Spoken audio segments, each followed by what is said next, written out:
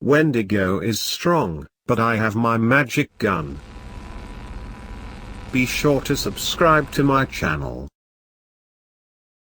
I was 13 years old. I was home alone because my parents went out for the night. Which is good. They haven't been out in a while. My dad is an engineer for bridge construction and my mum is a doctor. We just moved away from the city into a more suburban area. It was an older house, but a nice older house. We have been at the new house a month or so, and my dad just got finished with the biggest project he has been on and wanted to take my mum out for a celebration. I was in my room reading, and my dad knocked on the door and came into my room. My dad asked, "Are you gonna be okay by yourself tonight?" "Yeah, a whole house to myself and eat whatever I want and stay up late?" "Of course, I'm gonna be okay," I told my dad, gleaming. "Well, don't be up too late. Me and you are gonna go out tomorrow to celebrate just us," he said. I gave my dad a thumbs up and saluted him. He smiled and went back downstairs to head out with Mom. I went back to reading a book I just got from the school library. It was a book on Native American legends. I'm a massive nerd on mythology and folk tales. Naturally, I started picking my school library apart to find more books. I looked at the clock on my nightstand and it said 7:45 p.m. I decided I will read for another 15 minutes, then go get a snack. After reading a little longer than planned, I finally got to a good stopping point. Putting my book down and got out of bed to stretch. I heard a weird noise from downstairs. I didn't pay too much attention to it, figured it would be the house making noise as houses do. I started to head down the hall to the stairs. I reached the stairs, dread came over me. My dad didn't leave any lights on when they left. I have a tremendous fear of the dark when I'm alone. I use Christmas lights in my room when I go to bed so I don't freak myself out if I wake up in the middle of the night. I started walking down the hallway that seemed longer in the dark. Finally reaching the top of the stairs. I stared into the dark abyss.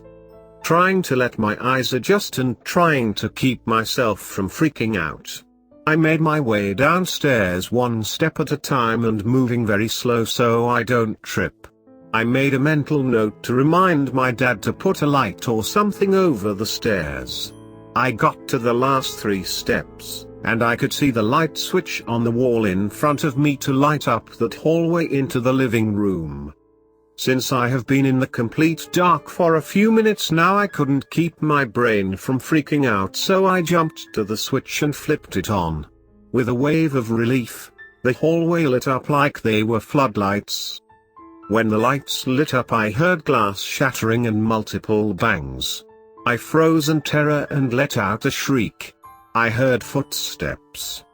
The footsteps sounded to be coming from the kitchen. My heart pounding in my ears and still frozen from sheer terror, I couldn't help but listen to the steps. I could hear the creaking of the hardwood floor. It was getting closer to the hallway I was in. Adrenaline started to wash over my body. I kept frozen, trying not to let this thing know I'm here. I stared at the end of the hall, waiting, listening. The footsteps were close now to the end of the hallway. I watched and waited to see what was about to come around the corner. I saw what looked like a hand but was much larger and lengthier grab the corner of the wall. Its fingers were long with sharp nails. The hand was a brown-gray with cuts and dirt all over it. Still stuck in fear, I finally summoned the courage to rip my eyes off of that thing and run as fast as I could up the stairs. A near-piercing scream came from the thing in the hallway. I winced at the screech it gave out and held my ears with my hands to block the noise. I kept fumbling up the stairs and finally made it to the top. I was consumed with fear again as it started to run after me up the stairs. I was out of breath just from anxiety and fear. I hurled my way to my room running with all my might. The hallway going by me as I reached my door. I knew that wretched thing was behind me, ripping its way down the hall. I didn't dare look back and burst into my room and slammed the door behind me and locked it. It stopped at my door and sounded like it was sniffing the air. I kept quiet and didn't move. It scratched at my door as if it was studying it, trying to comprehend what I just saw. There is something in my house and I have to get out of here. I can't go out of the window because I'm on the second floor and I have no way of getting down. I moved quietly around my room to get my bat and listened for the creature outside of my door. I couldn't hear it breathing. I looked under my door to see down the hall and I could see its shadow on the wall from going down the stairs. I stood up and gathered myself to open the door.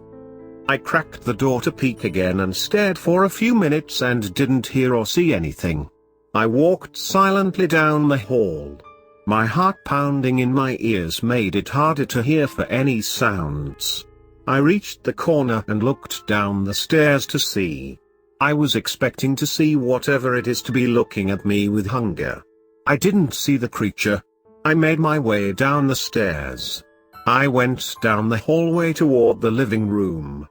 My nerves were on edge. I couldn't believe I'm doing this. I walked through the living room quietly and doing my best not to be heard. I reached the entrance to the kitchen. It was dark except for the living room light that poured in. I could see the light switch on the wall before the kitchen. I need to turn that on to see. I made my way toward the switch, bat in hand, ready to swing at the first thing I saw. My breath getting shakier with every step. I got to the switch and flipped it. The lights came on and I heard something very large scurry into the other room and knock over a table. I am freaking out at this point. What in the fuck is in my house? I start to walk into the kitchen, shaking at this point and even more scared now. When I made it in the kitchen, I start to hear snarling coming from the other room. I stepped onto the hardwood floor that creaked and I heard the screech again and very fast footsteps coming to my direction. I turned and ran toward the living room and the stairs and headed for my room and heard the footsteps right behind me getting closer. I hid behind the corner of the living room next to the doorway so the creature couldn't see me when it ran by. It ran into the living room and stopped to smell the air. That's when I saw all of it. A freakishly tall being, its head almost touched the ceiling if it wasn't hunched over. Its back legs were smaller than its arms. Its two front arms were long as its the body and hanging from its arms was exposed to muscle and sinew. The smell that emits from it was vulgar and rotten. The creature's back were to me. I couldn't see its face and I didn't want to. I would go crazy if I saw its face. What seemed like hours was only minutes. I closed my eyes. I couldn't bear looking at anymore. I could hear it breathing heavily. I heard the footsteps start to walk away slowly, then they stopped. I heard my parents' car pull into the driveway. I heard whatever that thing was scurry again and I was worried that it might go after my parents. I opened my eyes and see that repulsive thing turn toward the doorway. I knew it would see me. I gripped the bat and stepped out and swung as hard as I could for the face of the creature. Knowing how tall it was, I angled the bat high and hoped to God I would stun this thing to give me a chance to run. As I swung, it looked at me. I have never felt terror and hopelessness in my life until that moment. It had the face of a deformed man. Its lower jaw looked dislocated, the face had tendons and sinew hanging off of it. The eyes were the worst part. It had black holes where the eyes should be, but instead of eyes, it had little yellow eyes like the sun in the middle of space. The bat connected to the side of its head and the creature howled and fell backward. Stunned, I fell to the floor and watched as the creature howled and scrambled on the floor. My senses came back and I quickly got to my feet and ran toward the door to our driveway. I burst out the door running toward my parents, gasping for air and yelling at them to get back in the car. I got to my dad and ran into his arms frantically telling him there is something in the house. My dad looked at my mum with concern. He told my mum to sit in the car with me with the doors locked. I pleaded with him not to go in. He told me it was gonna be okay and walked toward the house. I sat in the car with my mum, my eyes glued to house watching him. I'm thinking I'm gonna lose my dad to that beast in there. I saw lights turn on in the house all over. I could see my dad walking through the house through the windows. After a while, he came back out, with a confused face. He walked up to the car and told us to step out. The house looks a mess. What happened? My dad exclaimed. I told him the whole story with tears rolling down my cheeks. I could tell he tried to believe, but things I just saw an animal and that's all. Being home alone playing with my mind and made me see what I wanted to see. I didn't care what he thought. The proof was in the house. Something was in the house with me regardless. My dad called the cops and they came out and looked. The cops said it definitely looked like an animal broke in and that I was lucky to have not been hurt. They did tell my dad something creepy. The cops said to my dad, the only thing we can't explain is that there were little remnants of tendons, sinew, and muscle all over the house. We can't explain where they came from since there isn't any carcass or blood from the animal or whatever the animal maybe could have eaten. My dad looked at me and then replied to the officer, strange, but is it gone whatever it was? The officer replied, yes, we searched the whole house and found nothing. You should be safe. Maybe want to put up a fence or an alarm system to scare them off when the alarm sounds. An hour or two later everything was calmed down and my parents were in bed and I was back in my room. After this horrifying night I couldn't sleep, so I watched TV in my room and tried to relax.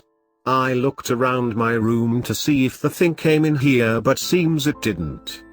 I looked over to my window and saw my book at the bottom of the window. I got out of bed to pick it up. I bent down and saw it was opened and looked at the page it was opened on. I stared in disbelief of what I was reading. At the top of the page and it said Wendigo. I looked up from the book, looked out into the darkness and stared at the tree line and saw two beady yellow eyes staring back.